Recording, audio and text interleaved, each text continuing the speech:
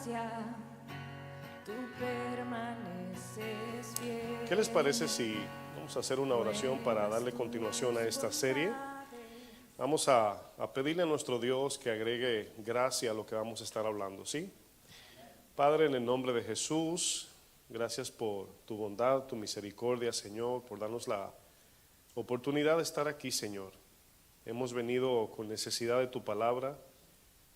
Tenemos gran necesidad de escuchar tu voz. Háblanos en aquellas áreas que quizás no estamos viendo, Señor.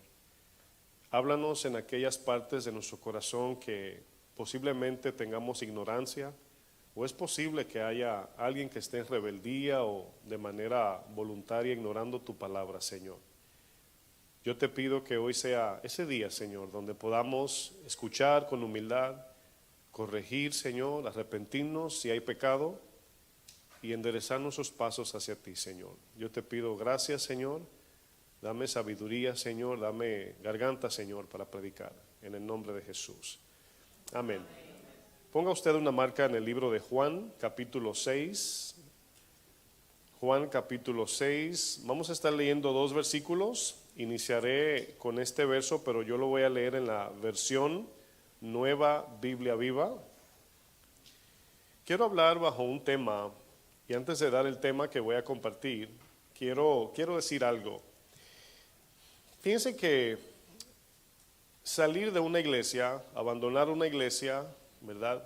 Salir de una iglesia, pues obviamente hay casos justificables y momentos donde hay que irse de la iglesia, ¿verdad? Muchos de ustedes, yo también salimos de una iglesia.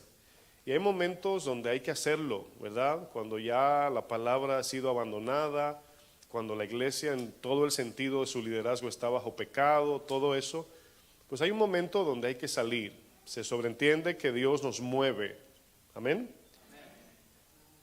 El tema que voy a compartir hoy no se trata de ese tipo de irnos de la iglesia, porque el tema de hoy se va a titular Me voy de la iglesia. Así se llama el tema de hoy. No yo, el pastor, sino el tema. Nada más usted agarra ese tema y a medida que vayamos avanzando en la enseñanza, pues va a entender lo que significa el tema. Pero ese es el tema, si usted toma notas. Me voy de la iglesia. Juan 6, versículo 66, dice este texto: desde ese momento, muchos de sus discípulos lo abandonaron, aquí a Jesús. Entonces Jesús les preguntó a los 12, ¿también ustedes quieren irse?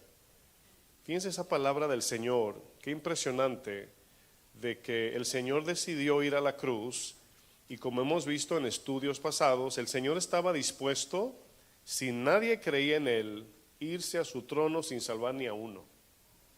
Ahora, quiero que entiendan que el Señor vino a salvar a todos, por de tal manera amó al mundo, entregó su vida, vino con ese propósito. Pero el Señor, quiero que noten la seriedad de esto que estoy hablando, estaba dispuesto a volver a su trono sin salvar ni uno. Eso significa que nosotros no podemos chantajear a Dios. Como muchos predicadores han dicho, Dios necesita que estemos con Él, y todos creo que se sobreentiende que Dios no tiene necesidad. Dice que Dios es tan grande en amor que manifestó su misericordia y nos dio su Hijo, sin pedírselo, sin merecerlo. Hay muchas razones por qué alguien abandonaría su iglesia. Una de ellas puede ser la imperfección de la iglesia. De momento alguien visita una iglesia y nota que la iglesia es imperfecta. Y obviamente todos sabemos que hay un dicho muy popular entre cristianos que dice: si tú encuentras una iglesia perfecta, no entres porque la vas a dañar. Pero el sentido es que no existe, ¿verdad? Porque todos somos imperfectos. Otra razón puede ser: la palabra es muy dura, la palabra me confronta y me mueve. Yo conozco personas que sí se han ido de iglesias porque la predicación es muy dura. Cuando digo duro, estoy hablando cuando se predica el mensaje correctamente. La palabra siempre confronta. Otra razón puede ser porque la iglesia me queda lejos. Puede ser una razón. La iglesia me queda lejos y ya por eso no voy. Hay muchos que vienen de 1 hora y media de viaje. Otra razón puede ser porque se enfoca en los errores y los defectos de los servidores en la iglesia. ¿Se ha escuchado a alguien cuando dice, ¿Cómo es posible que alguien que sirve en la iglesia haga eso? ¿Verdad? ¿Ha escuchado usted gente que dice eso? Hay una gran diferencia entre una iglesia en pecado y una iglesia imperfecta. Son dos cosas diferentes. Una iglesia en pecado es una cosa. Cuando digo una iglesia me estoy refiriendo al liderazgo en pecado. Quizás el pastor no confronta el pecado, se ha desviado de la Biblia. Eso es otra cosa. Es diferente a una iglesia imperfecta. Y la iglesia de Jesucristo, fíjense qué ironía, era una iglesia imperfecta, siendo Jesús el pastor de los que le seguían. ¿Está usted de acuerdo? Era una iglesia imperfecta. Pero la iglesia, por ejemplo, de la Odisea, era una iglesia en pecado. Era una iglesia que incluso tenía al Señor afuera tocando la puerta para que lo dejen entrar.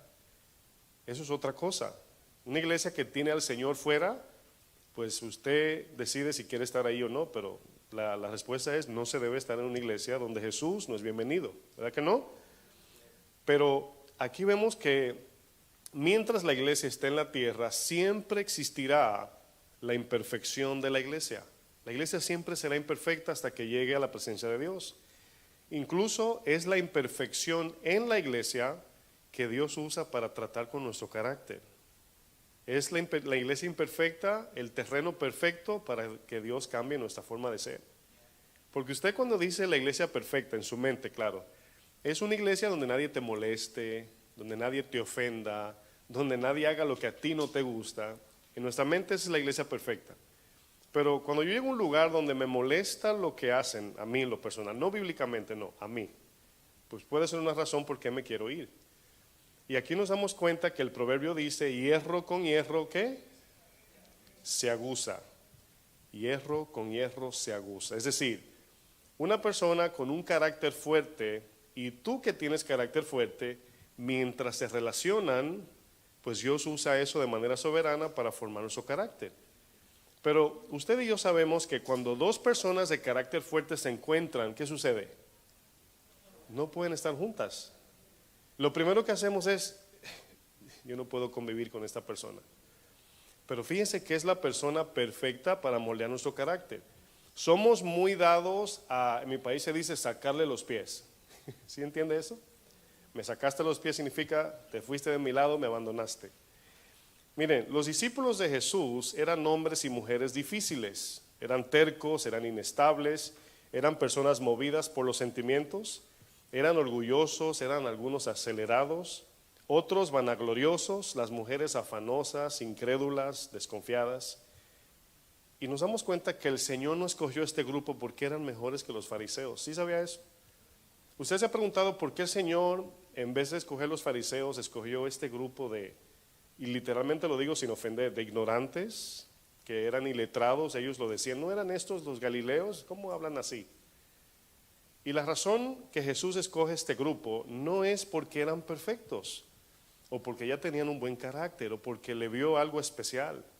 La razón por qué el Señor escogió a estos hombres era porque no tenían ni la capacidad, ni el conocimiento, ni la forma de llevar a cabo lo que Dios quería hacer. El pueblo en ese tiempo tenía el concepto de que los fariseos eran los profesionales, maestros de la ley, los eruditos, los únicos que podían interpretar la Biblia, cumplir el plan de Dios. Ese era el pensamiento del pueblo. Cuando el Señor viene con estos campesinos, imagínese el escándalo en el pueblo.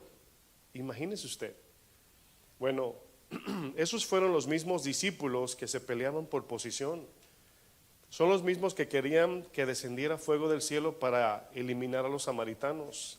Fueron estos discípulos de Jesús los hombres que abandonaron a Jesús cuando Él vino a ser apresado. Así como en la iglesia de hoy. Fíjense que cuando el Señor, vinieron los soldados a apresar a Jesús, sus discípulos lo dejaron. Prácticamente diciendo: Señor, te seguiré, pero hasta aquí. Sin exponer mi vida. Ahí te dejo, Señor, ahí nos vemos. Si te salvas, ahí me mandas un texto. La pregunta importante para nosotros sería la siguiente: ¿cómo estos hombres imperfectos y rebeldes llegaron a ser los apóstoles de la Biblia? Los apóstoles del Señor. Es una pregunta interesante. La respuesta a esta pregunta es muy sencilla. Fíjense aquí cómo estos hombres imperfectos, ¿cuántos de los que están aquí reconocen que son gente imperfecta? Algunos, bueno, algunos, hay algunos imperfectos aquí. Por lo menos hay algunos y me ayudan aquí con el tema, ¿verdad?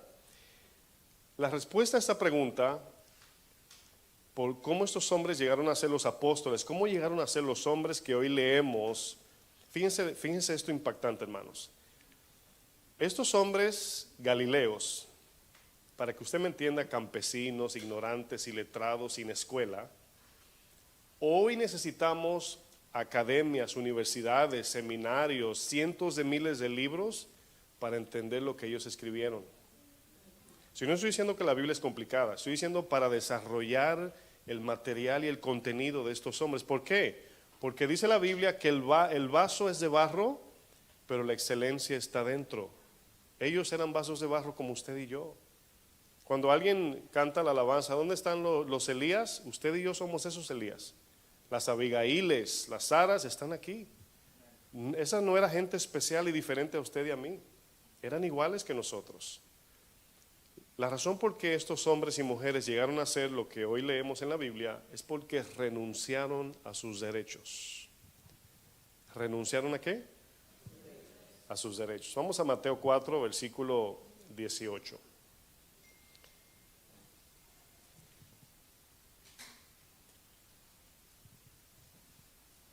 Fíjense que el único requisito que el Señor te pide cuando te dice que le sigas, el único requisito es ese: renuncia a tus derechos, renuncia a ti, a tu voluntad y sígueme.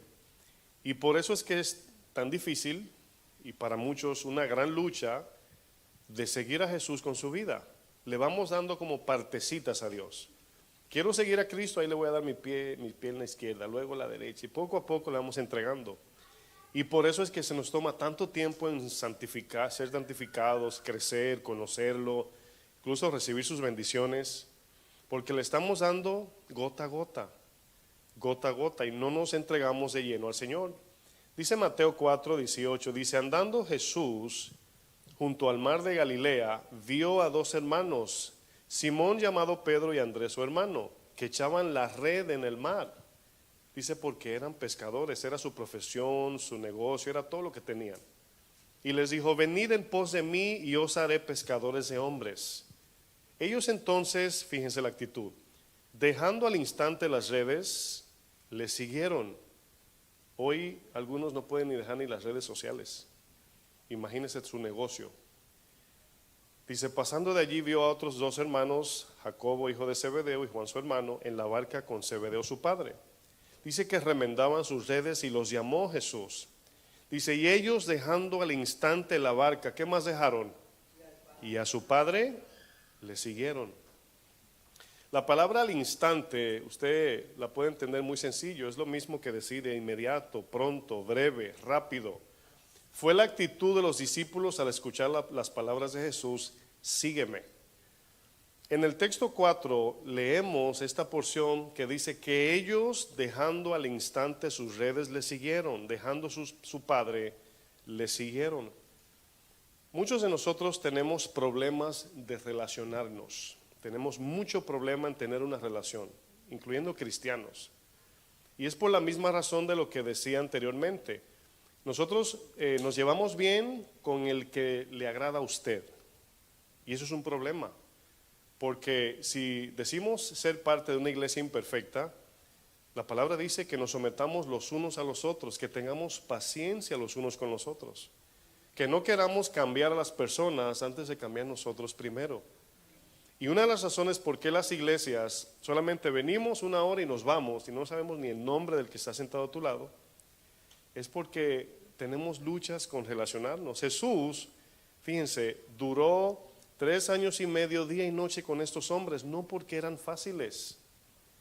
Fíjense que cuando estuve ahora con los pastores en la conferencia del desafío del ministerio, surgió la pregunta, mientras estábamos entre pastores ahí hablando y comiendo, al pastor Chuy.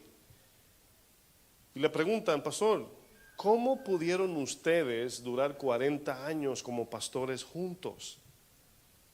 40 años. Recuerdo que cuando lo dijeron, yo que había hace unos días estudiado los 40 años en el desierto, lo calculé en días y son más de 14,000 días. Piense usted. Y le preguntaban, y Chuy respondió lo siguiente, el pastor Chuy. Dijo, tenemos algo en común. No tenemos en común qué color de corbata ponernos, qué marca de carro vamos a comprar, dónde vivir, qué comer. No estamos muchas veces de acuerdo en decisiones ministeriales. Y recuerdo que entre ellos hablando se escuchaba una palabra, decían, hemos hasta sacado chispas. Escuche bien, entre ellos, los pastores que están ahí, 40 años. Y dijeron ellos, dijeron, tenemos algo en común. Queremos hacer la voluntad de Dios.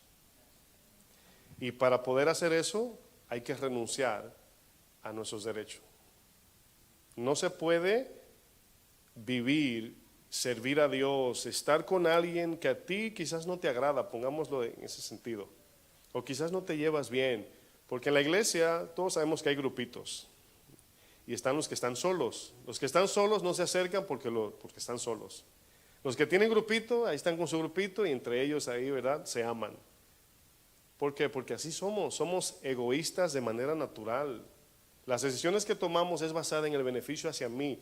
Muchos, y no estoy diciendo que todos, nada más estoy usando un ejemplo aquí general, pero no todos pensamos, bueno, mi relación con mi hermano, mi hermana, no se trata de que ella me alimente mi alma, eso lo hace Dios, sino de yo poder servir al necesitado, de conocer a mi hermana o a quien yo digo ser mi hermana o hermano. ¿Usted se imagina nosotros en el cielo, entrando por el reino del Señor y ahí entrando, el Señor te recibe, entra buena sierva fiel, y tú haces así, ¿cómo te llamas? ¿Tú ibas a casa de oración en Nueva York? Sí, yo me sentaba al lado tuyo ahí. Ay, perdóname, no sé tu nombre. ¿Se imaginan?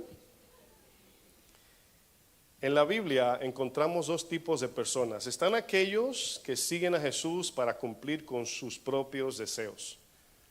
Por eso hay una gran cantidad de personas que vienen a la iglesia por la razón equivocada. Y fíjense, no siempre es culpa de ellos. Alguien le predicó un evangelio de Dios te va a dar, Dios te va, y llegaron así. Y están aquí, no estoy diciendo hoy, estoy hablando en sentido general, en la iglesia, y aún ni siquiera saben quién es Jesús. En el día de ayer entré a la televisión viendo las noticias y había, creo que aquí en Nueva York, creo que un evento de la iglesia, de una cruzada, como le llaman, no sé cómo le llamarían, porque era en la calle, era en una avenida. Y me quedé mirando porque me dio curiosidad. Y prácticamente pude premeditadamente saber lo que había allá, por lo que estaba viendo. Tenía el volumen bajito y lo fui subiendo, creo que mi esposa estaba en el teléfono, y cuando ya lo subí, todo el servicio era Dios te va a sanar, estoy sintiendo la bendición sobre tu vida, la gente está siendo libre de los demonios. Y yo digo, todo eso es bíblico cuando sucede, es bíblico, lo dice la Biblia. Pero yo me preguntaba, ¿dónde está la palabra? Si le preguntamos a los que están oyendo allí si conocen a Jesús, ¿qué nos dirían?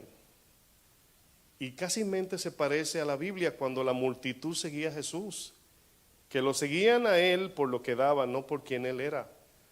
Y aquí vemos que una gran cantidad de personas vienen a la iglesia con esta actitud y debemos de corregir esa forma de ver la vida cristiana.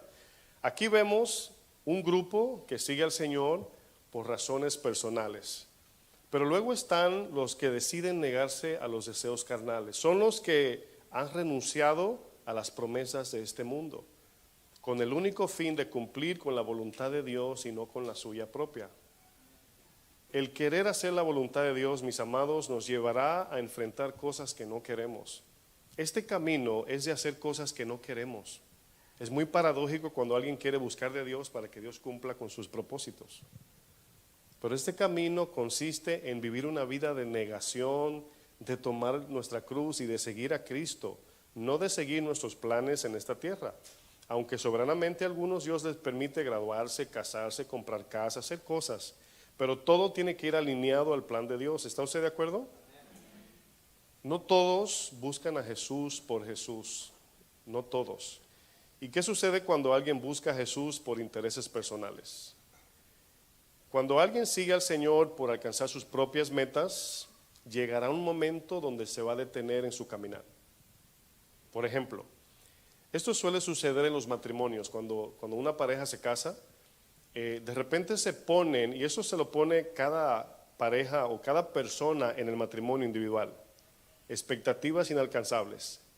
La mujer se casó con el varón y se hizo un plan en su cabeza que el varón ni sabe, ¿verdad? Este va a ser el hombre que me va a hacer feliz, me va a comprar mis vestidos que me gustan, me va a llevar a comer helado, me va a llevar de vacaciones. El varón, si se da cuenta de eso, ni se casa, creo.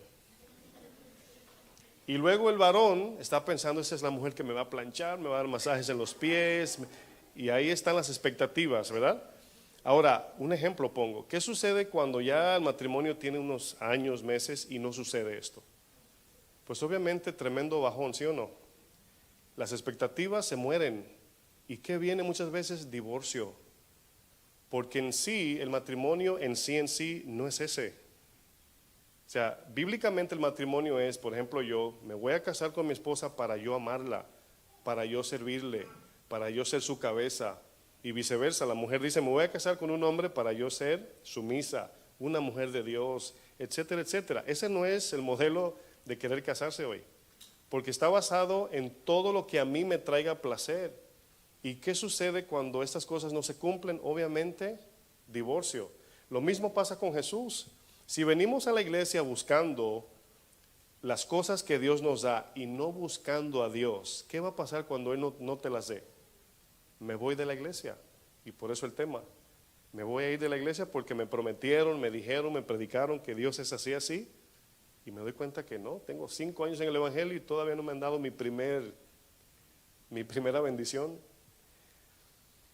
Muchos cristianos tendrán que volver a leer el pacto de Dios y en qué consistía. Yo creo que nos hemos ido saliendo el propósito de ser cristiano. Cuando leemos en la Biblia acerca de las multitudes que seguían al Señor, dentro de esas mismas multitudes, dentro de ella, se encontraban los que seguían a Jesús por sanidades, multiplicación de peces y panes, muchos le seguían por los milagros, incluso irónicamente hasta por la palabra, fíjese. Pero entre esa multitud estaban aquellos que le seguían por quien Él era. Le seguían porque entendían que el que los llamaba era el creador del universo que decidió venir a esta tierra a salvarnos. Hay una diferencia entre estos dos grupos. Quizás aquí todos aparentamos seguir a Jesús. Por eso hablamos el domingo que me tocó predicar de las ovejas y las cabras. Todos vamos en dirección a Jesús, de cierto modo. Si usted enviaba un ejemplo, ¿verdad? Un dron, ¿sabe lo que es un dron? Ya todo el mundo sabe lo que es un dron, ¿verdad? En la travesía del desierto, y usted tiraba una foto, todos iban en dirección a Canaán, todos. Pero si el Espíritu Santo te revela hacia dónde iba el alma, había un grupito que iba por aquí y otro grupito que iba por allá. La mayoría se querían volver a Egipto, la gran mayoría, pero aparentemente seguían a Jesús. Y aquí es donde nos damos cuenta que solamente el Señor sabe quién le está siguiendo a Él. La palabra es para corregirnos de manera personal. O sea, yo tengo que tomar eso y decir, Señor, ¿te estoy siguiendo por lo que me das o te estoy siguiendo a ti? Vamos al libro de Juan capítulo 2 para ver un ejemplo. Juan 2, versículo 23. Recuerdo que una persona me dijo una vez cuando le compartí un texto bíblico de las promesas de Dios y de una manera muy rara me dijo, no es cristiana esta persona, ¿verdad? Pero me dijo, wow, pues yo no sé cómo es que todo el mundo no es cristiano. Y yo en mi mente decía, comenzando por ti, porque estaba escuchando las bendiciones de Dios, lo poderoso que es Dios, lo grande que es Dios, y le digo, ¿quieres saber por qué no todo el mundo le sigue? Por el costo de seguir a Cristo, lo que dice Lucas 14, por lo que cuesta seguir, y por eso hay una gran multitud que le sigue, pero dentro de esa multitud no todos están siguiendo a Jesús. Y todo se va a definir, mis hermanos, el día que llegue alguien te amenace por ser cristiano de muerte, o la persecución. Muchos han dejado al Señor porque se enfermaron y nunca recibieron sanidades. Gente que dice, yo me cansé de buscar. La Biblia dice que Dios esto, pero yo nunca lo vi. Y se enfocaron en la promesa que no era la fundamental, era la superficial. Es como cuando los hijos de repente esperan algo de los padres.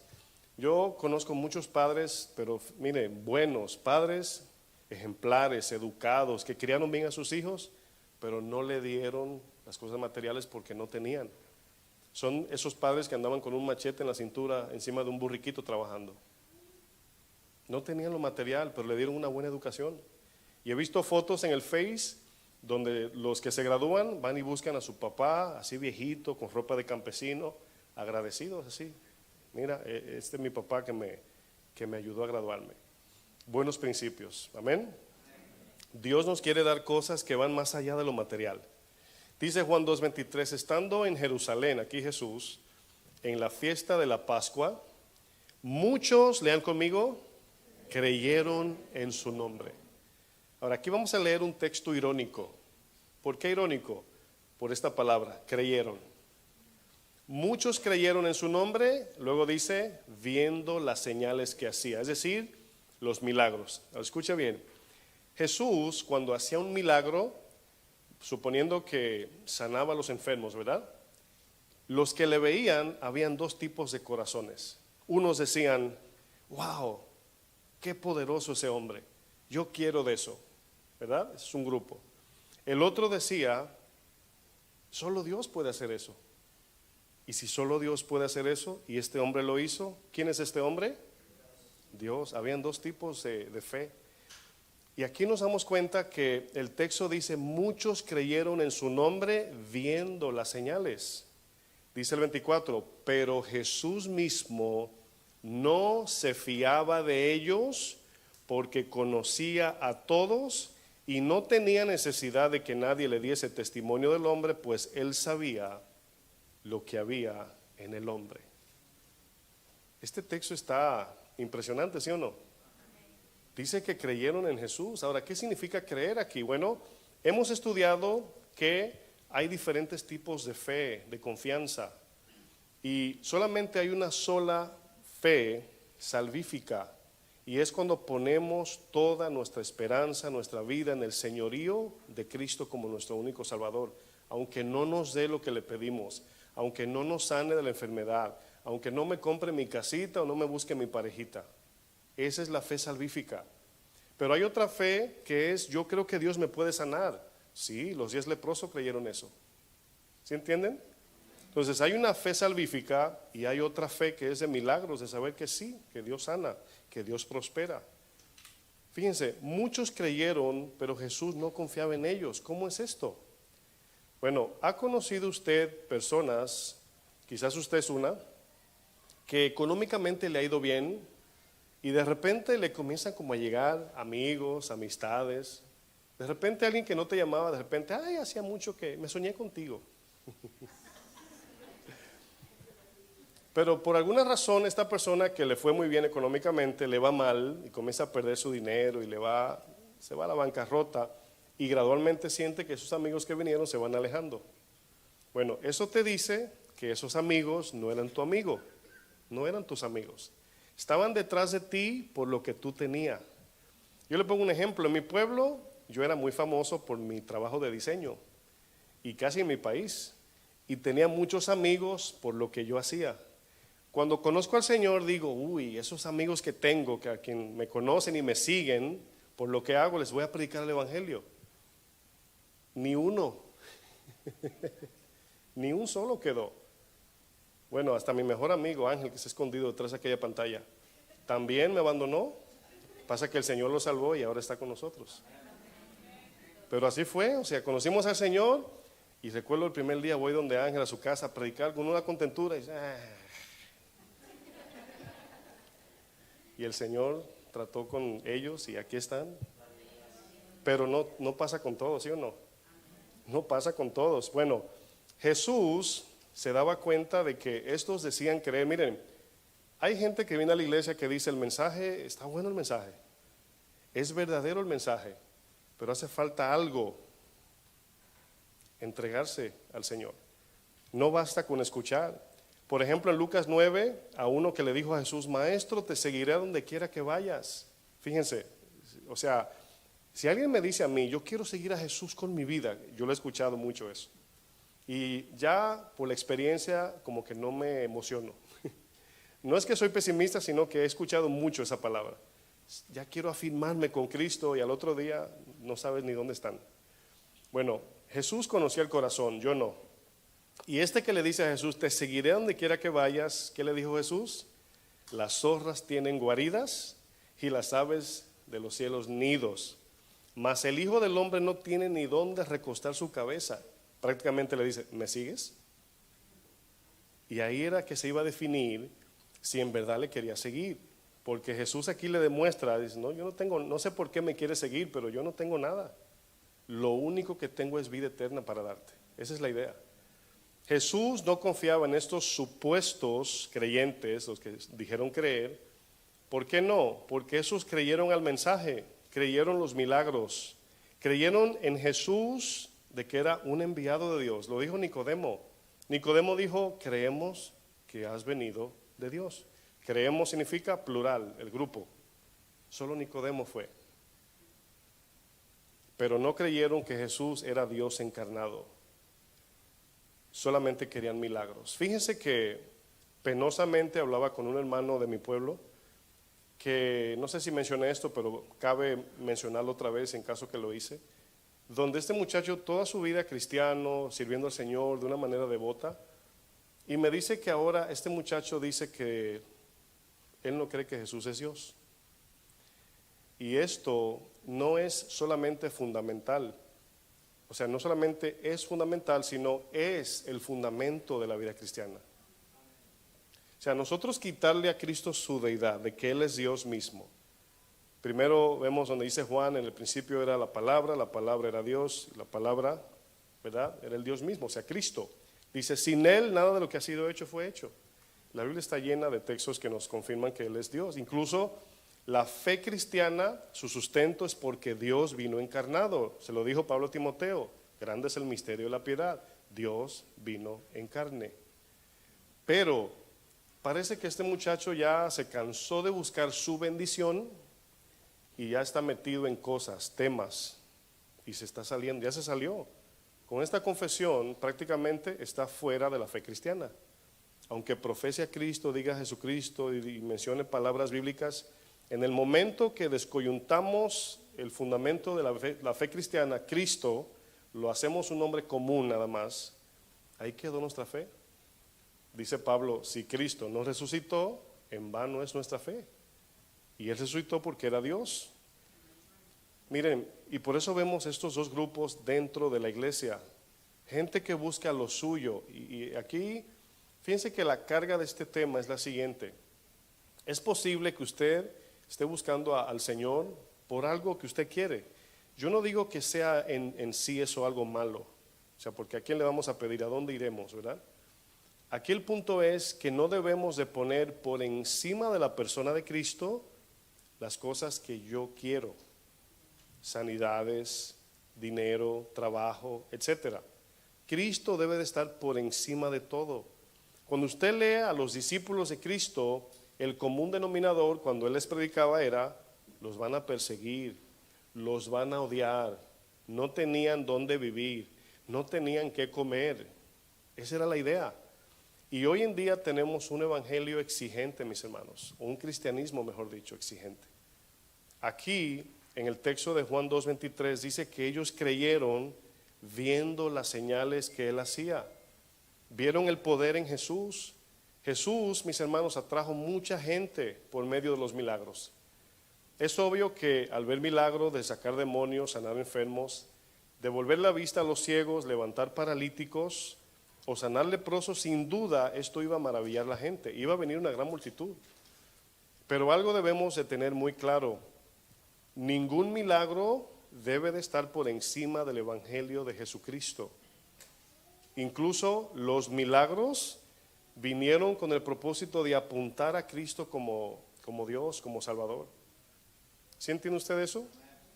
Jesús estaba oculto en el cuerpo de un hombre y lo que Él decía y hacía era para que el que lo viera confesara que Él era el Señor.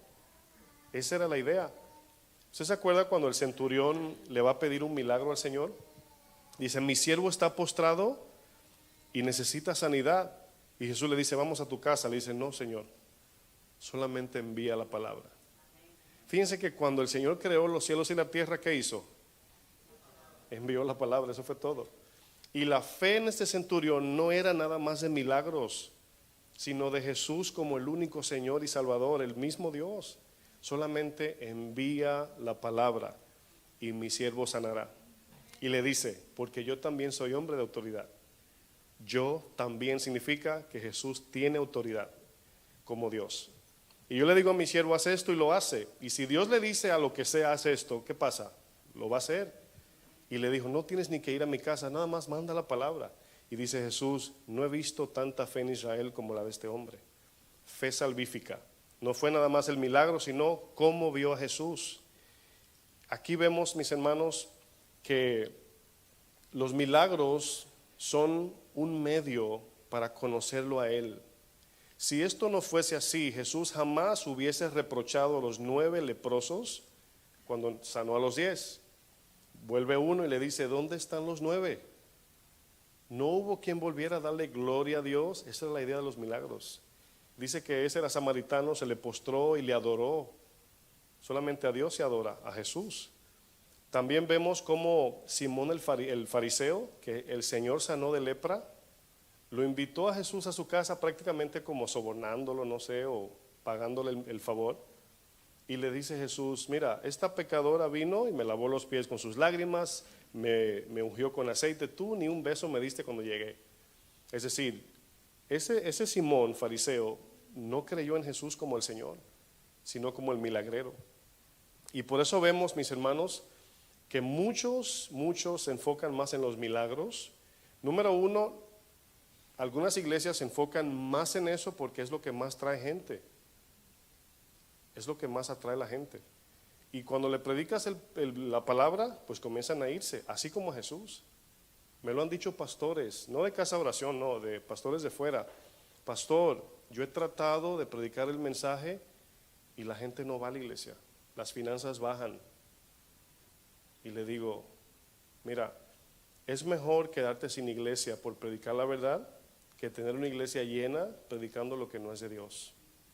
Es mejor. Sí, pastor, pero de esto vivo yo, estoy a tiempo completo. Digo, tú no dependes de la gente.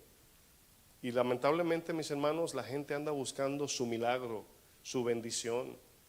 Miren, cuando Pedro vio el poder de Jesús en la pesca milagrosa, Pedro cayó de rodillas y comenzó a confesar sus pecados de inmediato. Fíjense que no se enfocó en los peces. ¿Sabía usted que lo que pasó con Pedro en la pesca milagrosa fue que el Señor lo hizo rico en ese momento? ¿Sí entiende usted eso? Es el milagro consistía en que ya Pedro iba a quedar como rico con todos esos peces. Y cuando él vio, dice que la barca se hundía. Dice que llamó a los vecinos, las barcas vecinas, para llenarlas. Significa que quedó rico Pedro. Él pudo haber tomado su ganancia. Jesús, nos vemos otro día. Y luego que se llenó, le dice Jesús, sígueme. Soltó sus redes y se fue detrás de Jesús. Bueno, aquí vemos que Pedro entendió que Jesús era el Señor. Fue el que confesó, tú eres el Cristo, el Hijo del Dios viviente.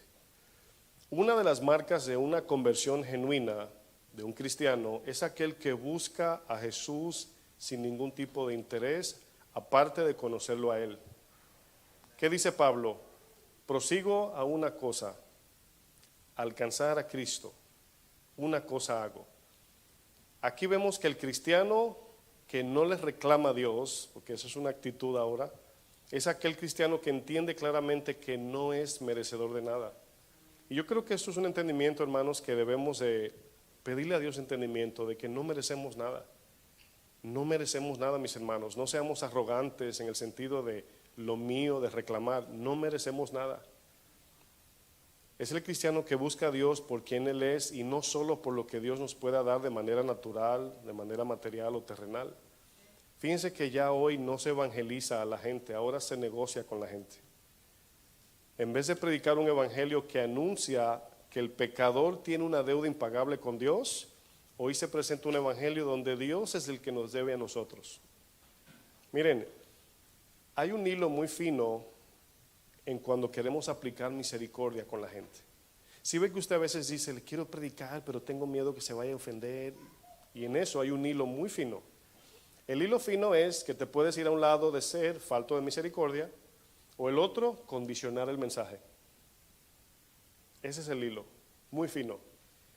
Pero nunca debemos de diluir el mensaje por temor a que no lo van a recibir, porque si lo diluyes ya no tiene poder el mensaje. Es como un remedio, ¿verdad? Échale más agua para darle a todos. No funciona así. ¿Qué sucede cuando en vez de predicar el evangelio negociamos el evangelio con la gente? En otras palabras, hacemos un contrato donde la gente, donde hacemos que, o mejor dicho, un contrato con la gente y comprometemos a Dios con la gente y no la gente con Dios. Si tú vienes a la iglesia, Dios te va a dar esto. Si tú vienes a la iglesia, Dios te va a dar aquello. Si tú vienes a la iglesia, Dios te va a prosperar o te va a buscar una pareja. Y ya la gente llega con una actitud de mérito. A mí me prometieron y por eso vine. Y por esa razón mucha gente se va de la iglesia. Porque ya cuando ven que eso que le prometieron no se cumple, pues llega la frustración. Ya no quieren perseverar porque no vinieron buscando a Jesús. ¿Sí entienden ustedes lo que estoy predicando? ¿Y qué sucede con este tipo de predicación? El problema aquí, mis hermanos, es que presentamos un mensaje a la gente que vienen a la iglesia buscando su promesa y no buscando a Dios.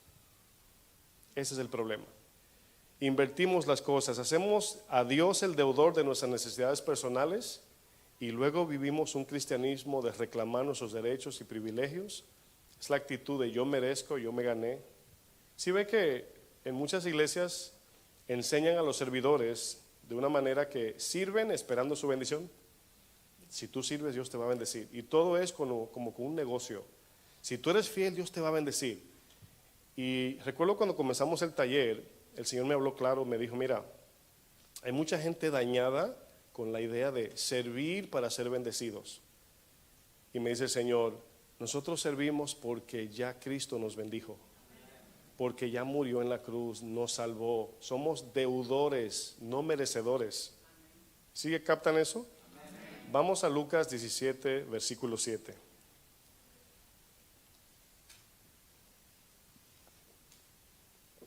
Pensé que se habían quemado las luces. Yo estoy predicando con unción, hasta las luces se apagaron. Lucas 17, verso 7. ¿Están ahí? Dice, ¿quién de vosotros teniendo un siervo que ara o apacienta ganado, al volver él del campo, luego le dice, pasa, siéntate a la mesa? Dice el verso 8, ¿no le dice más bien, prepárame la cena, cíñete y sírveme hasta que haya comido y bebido, y después de esto come y bebe tú? Dice 9, ¿acaso da gracias al siervo porque hizo lo que se le había mandado? Aquí gracias, como he dicho, no son esas gracias culturales que decimos por prudencia, ¿no? Te abren la puerta, muchas gracias, eso es una prudencia, ¿verdad? Aquí da gracias es sentirse agradecido por lo que te dieron a ti.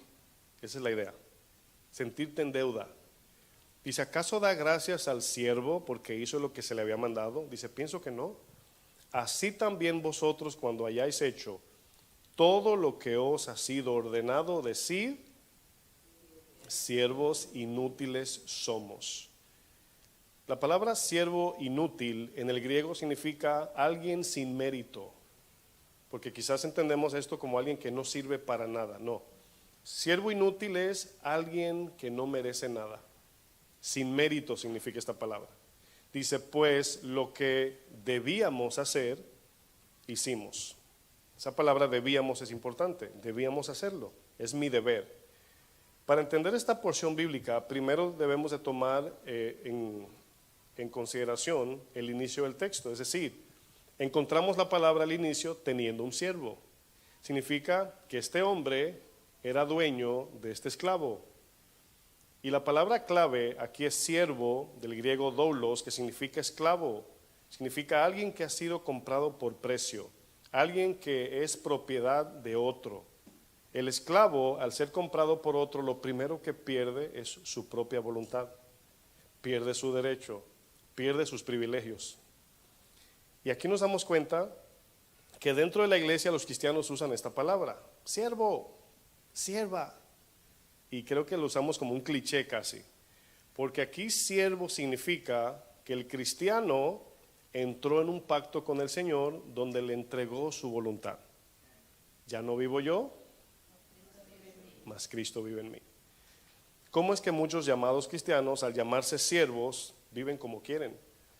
Miren, ¿sabe cuál es la lucha de pastorear? Una de ellas es que el siervo cristiano es un esclavo de Cristo, pero es voluntario, no está encadenado.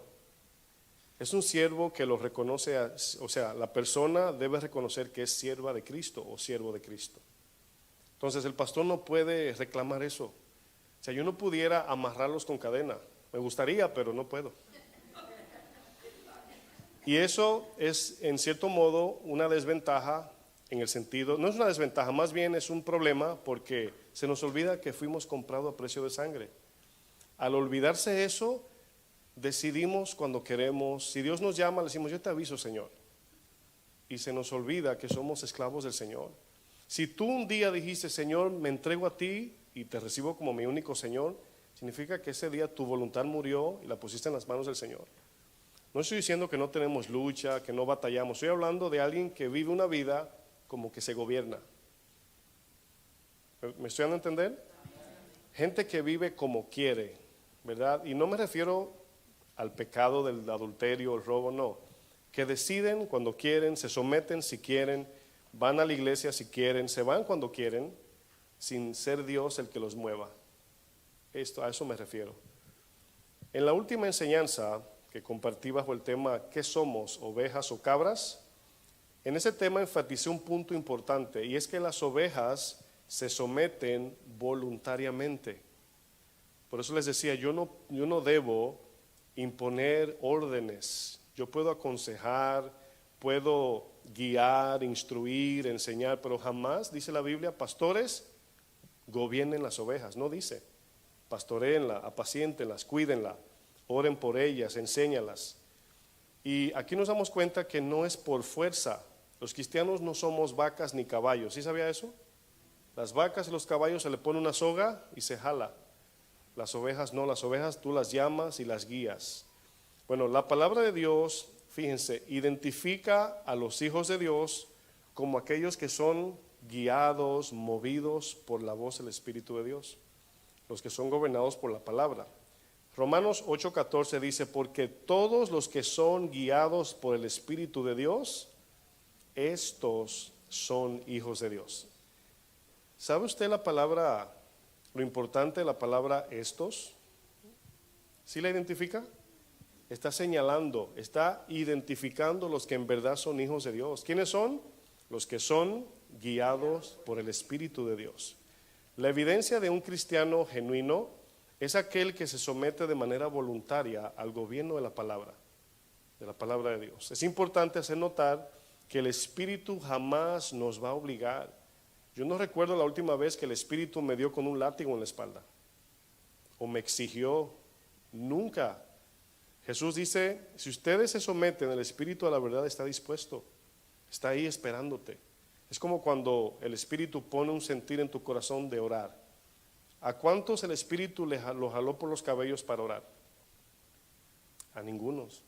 Es un sentir que tú dices, tengo que orar. Es el Espíritu llamándote, pero jamás te va a empujar, ni te va a levantar de la cama, ni te va a abrir la Biblia. Y esto nos deja un principio, hermanos. Para los que quieren meterle el Evangelio a sus familiares a la mala, no lo hagan. ¿Sí entendieron eso, iglesia?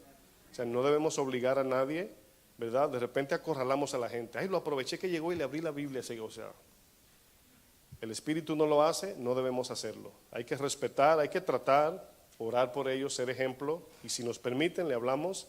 Pero jamás debemos, así como el Espíritu no lo hace, de imponer lo que no quieren oír. Amén. La vida cristiana, mis amados, consiste en rendir nuestra voluntad a Dios. Fíjense que adoración genuina requiere toda nuestra voluntad. El servicio a Dios requiere toda nuestra voluntad. El amor a Dios requiere toda nuestra voluntad, no una parte. O sea, si mi esposa se da cuenta que yo la amo un 10%, se enoja conmigo, ¿sí o no? Imagínense yo muy romántico, le llevo flores, un pastel, unos zapatos, los que más le guste. Le digo, mi amor, te amo un 10%. Todo lo que le llevé pierde su valor, ¿sí o no? Y no, llévate eso, no quiero nada. Todo aquel que se hace llamar cristiano y vive como quiere no se puede considerar como un hijo de Dios. Ya lo leímos en Romanos 8:14. El Hijo de Dios es movido por la gratitud de la cruz. Fíjense que nadie me obligó a mí a ser pastor, ¿sí sabía eso? Incluso cuando el pastor Memo vino, ni siquiera me lo dijo a mí. Ni siquiera, o sea, no me dijo, o sea, no, en el buen mexicano, ¿qué onda? ¿Pastor o no? En el buen mexicano, ¿verdad? Bueno, Ángel, que está allá atrás, estaba ahí y nos preguntó, ¿quién se va a encargar? ¿Quién se va a tirar la carga? O sea, lo preguntó al aire, ni siquiera me dijo tú. Y ya yo sabía que Dios me estaba llamando. Y yo dije, en serio, de verdad, le dije, yo me voy a quedar a cargo y si no soy yo me siento, pero si soy yo, pues sigo. Pero no me obligaron, a mí no me obligaron, nadie me dijo, tú tienes que ser pastor, jamás. Y por eso vemos que todo debe ser movido por la gratitud de la cruz. Lo que aconteció en la cruz es lo que me mueve a dar mi vida a Cristo, amén. Su único interés es llegar a conocer a Cristo, es decir, el cristiano genuino. Al cristiano no se le demanda, se le enseña por medio de la palabra. Algo que mucha gente me pregunta, se me acercan a cada rato y me dicen, pastor, ¿por qué usted no anima o por qué no estimula a la gente para que ofrende? Y digo yo, le digo lo mismo, le digo, porque cada quien sabe lo que debe hacer. Y lo que sí hacemos es enseñar a que seamos generosos, hay que ser generosos, hay que enseñar la iglesia, pero no estimularla, porque ya no sería ofrenda. La palabra dice, Dios ama, escuche esto, Dios ama al dador alegre. Pregunto, ¿usted se sentiría alegre si yo le digo, imagínese usted, o sea, ya se pierde la idea de ofrendar, porque ¿dónde en la Biblia se pide ofrenda? Ya no sería ofrenda. La ofrenda nace de un agradecimiento, una gratitud. El diezmo, para los que tienen esta convicción, porque algunos dicen no hay que diezmar, decimos está bien, no diezme, pero cualquiera que sea tu convicción, debe nacer de tu relación con Dios, no con la iglesia, no con el pastor. O sea, yo perfectamente tranquilo, porque yo entiendo lo que dice la Biblia. El Señor quiere o espera de cada uno una ofrenda, no de dinero, de nuestra vida completa, como olor fragante. ¿Está usted de acuerdo? Porque si la pedimos, pues ya perdió ya no es ofrenda, ya es demanda. Otra de las marcas de un cristiano genuino es aquel que ha entendido que no es dueño de nada. Miren, esto también va para los jóvenes que están aquí adelante, ¿verdad? Todos. ¿Sí sabía usted que la vida que usted posee es prestada por Dios? Yo creo que los que somos mayorcitos más, ya me metí en los mayores ya. Yo creo que entendemos esto bien. La vida es prestada. Los jóvenes creen que no, creen que van camino a Superman, a volar con su capa roja, pero créanme, fíjense que cuando comenzaba el servicio, pues me fijé que una hermanita, bueno, Tiffany saludó a Yajaira, ¿verdad? Te saludó ahí, te pasó la mano. Y en ese momento me llegó así, en un segundo. Yo dije, hay dos generaciones ahí, una joven y una más mayor. Y en mi mente llegaba, decía, por ejemplo, en el caso de la hermana Yajaira le puede decir, en este caso a la joven Tiffany, todo lo que ha vivido. Y ve la vida desde una perspectiva diferente. De que un día éramos, yo me acuerdo, yo me miro en el espejo y yo digo, ay, yo me acuerdo, no tiene esa mancha aquí, ni esa arruga por aquí, ni el pelo blanco. No, yo sí, yo digo, wow, y me veo fotos, mi esposa, mi amor, ¿te acuerdas? Digo yo, sí. Pero en ese sentido, hermanos, en una nota más seria, esa es la vida, se va así. El Señor nos presta la vida, nos las presta. No, y menos como cristianos, debemos de ser cristianos que hacemos lo que nos dé la gana. Un día le daremos cuenta al Señor. Nosotros somos muy de darle, Señor, te entrego mis problemas, todos, pero mis ofrendas, no. Mi servicio, yo te aviso. Pero mis problemas, hay una alabanza que dice, te entrego mis problemas y mis finanzas, dice. Y yo noto cuando algunos en la alabanza hasta bajan en esa parte. Sí, no, así es, así es. Miren, el día que tú y yo decidimos seguir a Cristo, ese día le entregamos nuestra vida al Señor. Ese día dijimos, Señor Jesucristo, tú eres mi Señor. No el pastor, no la iglesia, no tu esposa, tu esposo, Cristo. Porque la palabra de Dios, mis hermanos, nos dice, da la otra mejilla. Pero el mundo te dice, no te dejes, reclama tus derechos, no te quedes callado. Eso te dice el mundo. Pero tu Señor te dice, da la otra mejilla. La palabra te dice, ve la milla extra, pero el mundo te dice que vayan ellos. No te dejes humillar. Y vivimos en un mundo de reclamos, de exigir nuestros derechos, un mundo de protesta. Y yo les digo algo, miren, vamos a Mateo 26 para ir sobre el final. ¿Qué le dijo el Señor a Pedro cuando Judas lo entregaba? Mateo 26, 52.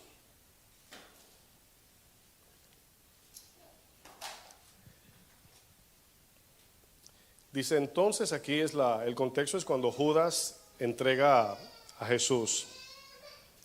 Mateo 26, ¿están ahí? 52. Dice entonces Jesús le dijo aquí a Pedro, vuelve tu espada a su lugar, porque todos los que tomen a espada perecerán. ¿Acaso piensas, fíjense lo que dice el Señor, acaso piensas que no puedo ahora orar a mi Padre y que Él no me daría más de 12 legiones de ángeles? Casi 70,000 ángeles. Pero ¿cómo entonces se cumpliría en las Escrituras de que es necesario que así se haga? ¿Cuál era el derecho de Jesús? Si lo pensamos bien, Él merecía justicia y recibió condenación. Él merecía respeto y recibió burla. Merecía que lo recibieran y lo rechazaron. Él merecía lealtad y lo abandonaron. Jesús nunca abrió su boca para exigir lo que él merecía. Escucha bien, cada vez que alguien te ofenda o te insulte, cuando hablen de ti a tus espaldas, cuando te traicionen los que están a tu lado, cuando te humillen o te avergüencen, acuérdate de las palabras de Jesús. Vuelve tu espada a su lugar. Jesús no lo hizo y si somos cristianos no lo debemos hacer. Jesús siendo Dios se sometió. Muchos dicen, ¿cómo es que el Hijo es el Padre y el Padre el Hijo? Escúchame bien. Jesús vino en forma de hombre para modelarnos cómo vivir como cristianos. Por eso lo hizo. Nos dejó un ejemplo de sumisión. Y le dijo a Pedro, ¿tú no crees que yo puedo llamar a mis ángeles que vengan ahora mismo y eliminen a todos, incluyéndote a ti, Pedro? Sí, porque para eliminar a ellos eran los pecadores, iban a ir todos. Y en ese sentido, Jesús nos dice, yo tengo el poder, toda potestad me es dada, por lo tanto vayan y hagan discípulos. Y por eso entendemos que no nos gobernamos, no somos cabras, ya estudiamos esa parte. No nos vamos de la iglesia porque no me gustó el color de la pintura de la puerta de no sé qué. Pero hoy la gente se cambia de iglesia por cualquier razón. Y les digo algo, mis hermanos, en inglés hay un dicho que dice, el pasto no es más verde del otro lado. En el internet, ya lo hemos visto, se ven las iglesias perfectas. Los que nos ven a nosotros creen que aquí todos estamos resplandecientes, así como cuando Moisés bajó de la montaña. Ay, pastor, no se imagina cuánto quiero ir a su iglesia. Digo yo, cuando llegue hablamos. El apóstol Pablo era judío, si usted lo recuerda, y los judíos mostraban una actitud de reclamo de sus derechos. ¿Cuándo fue la última vez que un ortodoxo judío le dijo buenos días? Alguien, a lo mejor no sé, o le dijo permiso. O usted le agarró la puerta a la esposa de los judíos que tienen su peluquita y le dijo thank you. ¿Han visto a uno? No, ese carácter nace de una actitud de que ellos merecen. Fueron los judíos que conocieron a Cristo, que entendieron lo que es humildad, misericordia, sencillez, servicio, pero todos, y lo vemos en Juan 8 se le pararon, me imagino que se le paró el pechito ante Jesús. Jesús le dice, ustedes, fíjense, Juan 8:31 dice, y a los judíos que creyeron en él les dijo, a los que creyeron, si ustedes permanecen en mi palabra, serán verdaderamente libres. Y les dicen ellos, ¿nosotros libres? ¿Nosotros somos hijos de Abraham? Reclamo, están reclamando su derecho, somos hijos de Abraham. Y luego le dice él, ustedes están en pecado. Dice, nosotros jamás hemos sido esclavos de nadie. Esclavo de Siria, de Egipto, de Roma, de todos. Hasta de Alemania podemos decir, de lo que pasaron. Y luego Jesús los confronta, pero les está hablando, le dice, ustedes no reciben mi palabra. Todo era reclamando sus derechos. Y a esos que él le dijo, escuche bien, que le dijo a los que habían creído en él, más abajo le dice, ustedes son hijos del diablo. Y ahí es donde vemos esa ironía o esa paradoja, mejor dicho, en la Biblia, que en el 31 dice los que creyeron en él, y en el 44 le llama hijos del diablo. Porque aquí la palabra creer es cuando tú dices por dentro, ese es el Señor. O mejor dicho, eso que Él dice es de Dios. O las palabras que dice son verdad. Pero no decidieron seguirle. Y por eso les digo así, ustedes quieren hacer los deseos de su Padre, le dice. Son palabras, yo cuando leo este texto de verdad que se me hace difícil. Cuando Él le dice, ustedes son hijos del diablo. Yo digo, ay Señor. ¿Qué implica todo esto, mis hermanos? Implica que la fe salvífica consiste en rendirnos al señorío de Cristo. Implica reconocer a Cristo como tu único Señor y Salvador. Si nosotros le decimos, el mismo Jesús decía, ¿por qué me dicen Señor y no hacen lo que yo le digo? Esa pregunta la hacía Jesús. Jamás debemos olvidar que esta vida, mis hermanos, a Él le pertenece. Él murió en la cruz por nosotros. Y aquí es donde vemos el ejemplo perfecto de aquellos que buscan a Jesús por las cosas de esta tierra y no por quien Él era. Usted ha leído en Juan 6, donde Él les dice, ustedes me buscan porque les llené la barriga. Así les dice, porque los sacié. Pero vamos a Juan 6 para concluir, verso 60, fíjense cómo concluye este capítulo.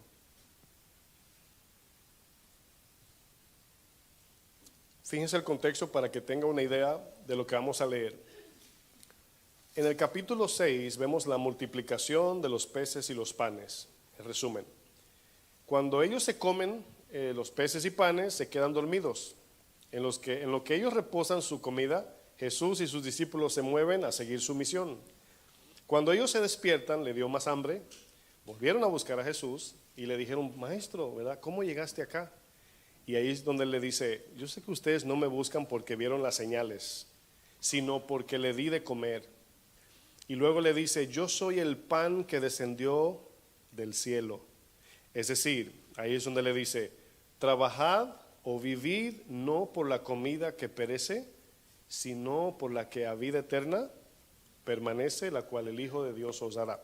O sea, aquí vemos un contraste de un grupo, una multitud que le seguía para que le siguiera dando, supliendo sus necesidades egoístas. Esa es la idea. Pero luego quedó un grupito, los que estaban cerquita de él. Y ellos cuando escuchan que Jesús dice, el que no come mi carne y bebe mi sangre no puede ser mi discípulo. Fíjense lo que dice el 60. Al oírlas, esas palabras que acabo de compartir, muchos de sus discípulos dijeron, dura es esta palabra. ¿Sabe lo que significa la palabra dura? Significa que usted tiene planes en esta vida. Usted tiene anhelos, deseos, te gustan cosas que quizás a Dios no le agradan. Y cuando escuchas la palabra, no estás dispuesto a dejar eso y dice, está difícil. Esa es la idea. Que el mensaje de Cristo siempre va a confrontar esa parte de que tú quieres cumplir con tus propósitos, vivir la vida como tú quieres y alcanzar tus metas. Y cuando escuchas esto dice, wow, ¿y quién va a poder ser salvo? Bueno, algunos sí fueron. Y le dice, dura es esta palabra, ¿quién la puede oír? Y fíjense aquí lo que dice Jesús, sabiendo Jesús en sí mismo que sus discípulos, ¿quiénes? Sus discípulos murmuraban de esto, les dijo, ¿esto os ofende? Y esta pregunta consiste en que el Señor está diciendo, ¿de verdad ustedes se ofenden por esto? Les estoy ofreciendo más y eternamente lo que ustedes necesitan, eternamente. Ustedes se van a enfocar en un pan y en unos peces viejos, como dirían en mi país, que se acaban, que se echa la letrina, como dice el mismo texto. Se van a enfocar en eso más que en mí. Y por eso dice, ¿eso os ofende? 62 dice, pues ¿qué si vieres al Hijo del Hombre subir de donde estaba primero? ¿Dónde estaba primero Jesús? En su trono, porque era Dios o es Dios. Dice, el Espíritu es el que da vida. En otras palabras, le dice, las cosas espirituales son las que benefician el alma. Son las que te dan vida, te transforman y te llevan a mi reino. Luego dice, la carne, y se entiende aquí todo lo terrenal y material, para nada aprovecha. Las palabras que yo os he hablado son espíritu y son vida, pero hay algunos de vosotros que no creen. Bueno, al principio dice que sí creyeron, pero aquí les declara el tipo de fe. No creen en mí. Creen que yo los puedo alimentar, pero no creen en mí. Porque Jesús sabía desde el principio quiénes eran los que no creían y quién le había de entregar. Y dijo, por eso os he dicho que ninguno puede venir a mí si no le fuere dado del Padre. Desde entonces muchos de sus discípulos, ¿qué pasó? Me voy de la iglesia. Y ya no andaban con él. Y fíjense lo que dice Jesús. Dijo entonces a sus discípulos, a los 12, ¿queréis acaso iros también vosotros?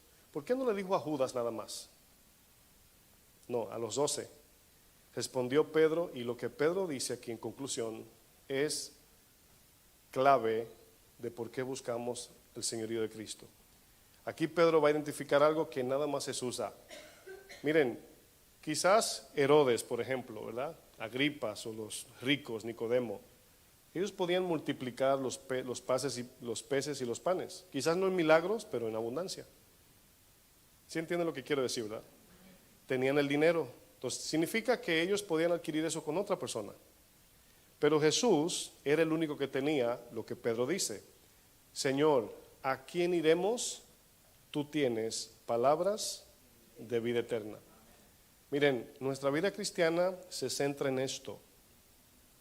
Porque luego la gente que viene a tu vida, que te da Dios la oportunidad de predicarles, no le prometas cosas que Dios no te ha dicho que le prometas. La invitación a Cristo o a la iglesia, si no conocen al Señor, es la cruz. Es una aberración nosotros minimizar el mensaje de salvación a decirle a la gente que Dios, o sea, prácticamente rogarle a la gente que venga a Cristo. Una cosa es tener misericordia, amor, testimonio, que bajar el mensaje tan bajo que pierda su valor.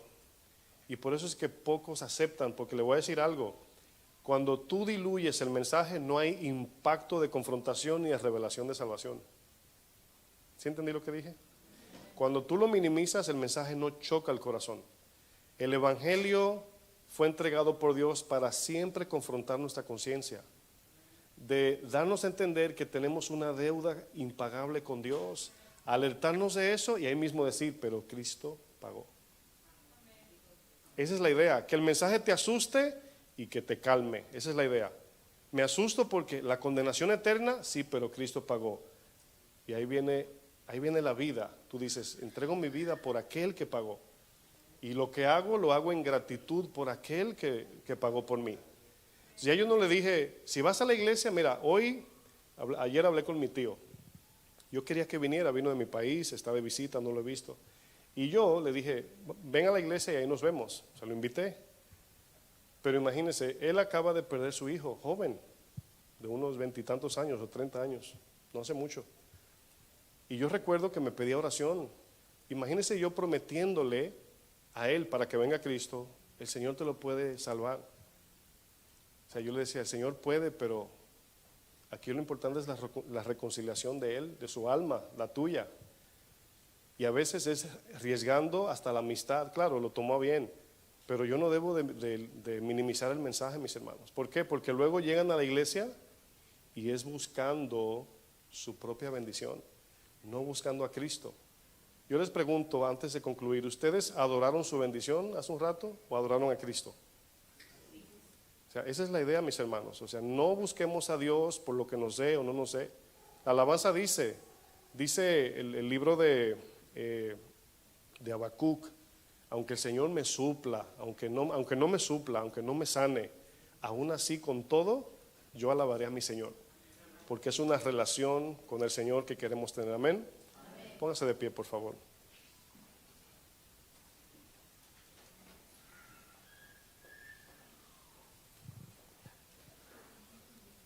Me voy de la iglesia.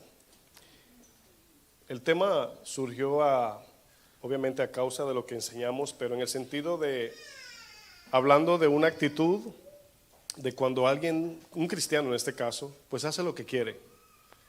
Y en el tema de las ovejas y las cabras, pues les dejé muy claro que jamás como pastor les voy a obligar, pero necesito enseñar esto para que usted sepa dónde está parado.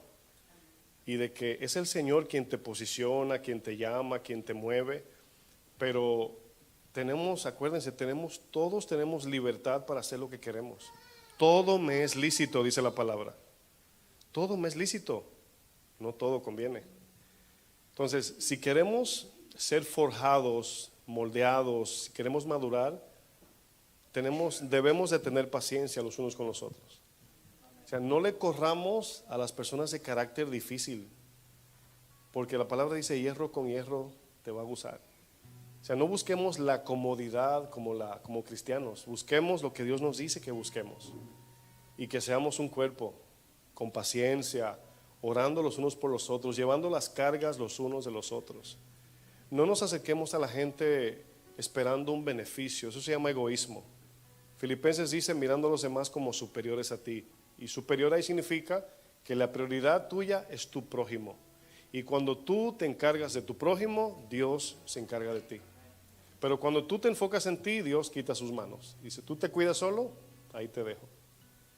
Somos instrumentos en las manos de Dios. Amén. Cierre sus ojos por un momento.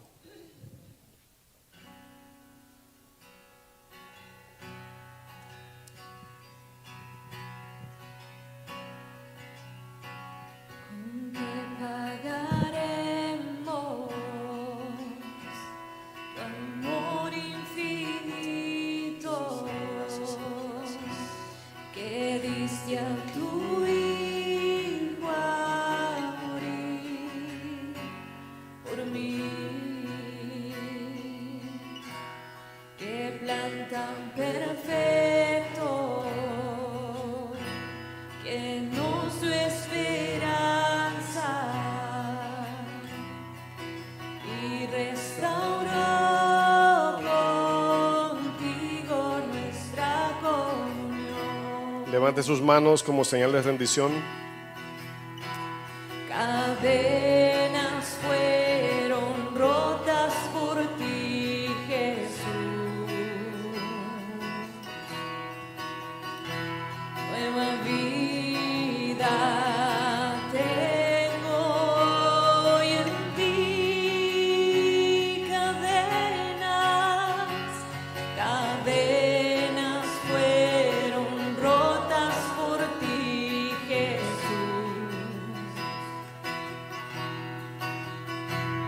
Nueva vida tengo hoy en ti. Sublime gracia que me ha salvado. Diste tu vida en aquella cruz. Preciosa sangre que me ha limpiado de todo pecado y toda maldad. Sublime gracia que me ha salvado. Diste tu vida En aquella cruz, preciosa sangre que me ha limpiado de todo pecado.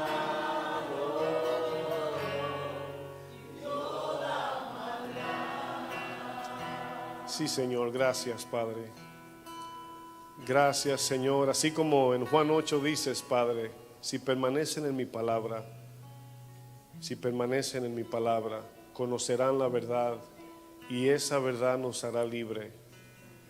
Quizás muchos de los que están aquí no han sido libertados de sus adicciones o de sus debilidades porque no han permanecido en su palabra y quizás no lo conocen de manera personal. Quizás eres cristiano, quizás has nacido de nuevo, pero no lo conoces. Quizás no tienes un estilo de vida donde dependes de Él, caminas con Él, le preguntas a Él, lo buscas a Él. Él es tu sustento, tu respiro de vida. Quizás no estás ahí y hoy el Señor te invita y te abre sus brazos una vez más, así como en la cruz, y te espera de manos abiertas. La palabra dice que el que a Él viene, Él no lo echa afuera. Nada más quiere ver un corazón humillado delante de su presencia. Él merece toda reverencia. Él merece toda pleitesía, toda exaltación. Nosotros no. Somos siervos inútiles, somos servidores cristianos inmerecidos. Pero Él ha puesto valor en nosotros. Su sangre en nosotros nos da valor ante los ojos de Dios y nos hace sus hijos. Vivamos como tal y demos testimonio de que Él ha resucitado, de que Él está allí esperando que uno diga: te seguiré, Señor. Gracias, Padre, en el nombre de Jesús. Que Dios les bendiga, mis hermanos.